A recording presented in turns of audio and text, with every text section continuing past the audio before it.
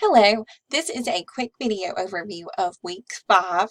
Now, as far as for week 5, you really only have one major task, and that is to complete Grammar Quiz 2 by Sunday, September 29th at 11:59 p.m. However, before jumping straight into taking the quiz, I highly encourage you to look over all the different resources that are available to you in understanding and preventing run-ons and comma splices.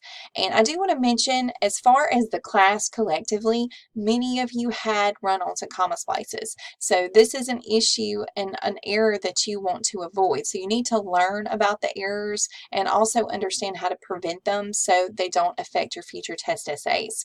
So you'll notice I have the modules listed that you need to look over, but I'm also going to make sure that you know where to find those on our actual module page, not just the checklist page. So I'm going to go to our class page, and you're going to notice there's the one module this week, the Grammar Review 2. And again, I mentioned the first thing that you need to do is to watch the video lesson that I provide. So please click on A1, watch that video, and then there's a second video that continues that lesson, A2. That is the first thing that you need to, of course, watch. And you may want to print out the 5 methods to correct run-ons and comma splices. You may want that printed out so you have that in front of you while you view the actual lesson. As always, I try to also provide kind of supplemental lessons as well and videos from other great resources. So I do have a video about run-ons and comma splices from Khan Academy. If you want kind of a more humorous spin on understanding these particular errors, there is from Shmoop, there's a run-on sentences video as well as a comma splices video. And I have some others listed as well. There's several videos on comma splices, semicolons, also even just basic comma rules toward the end of this particular module. Now, as far as other resources, there's websites from different colleges and their learning labs that overview the errors, and they also give you kind of notes that you can reference as well. I found these very helpful, and my students in my in-class courses have as well, so I think my online students will find these beneficial.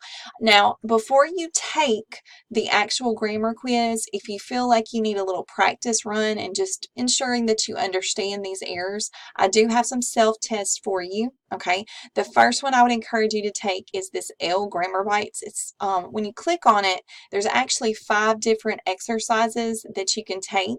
Okay, like you'll notice when I click on this, I have to click the link, and there's 5 different interactive exercises. Now, you'll have to click on this and then do the exercise, but I just think you'll find these very helpful to you to understand these errors. So that's one thing that you can do to kind of prepare yourself before you actually take the Grammar Quiz 2. Okay, let me scroll back down to week 5. And again, I apologize. We have to scroll through all our modules, but that's just the way it is with Canvas. Oh, and I got trigger happy and went too far.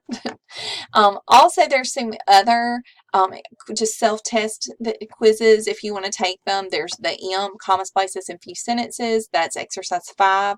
Also, repairing run-on sentences. It's a self-test.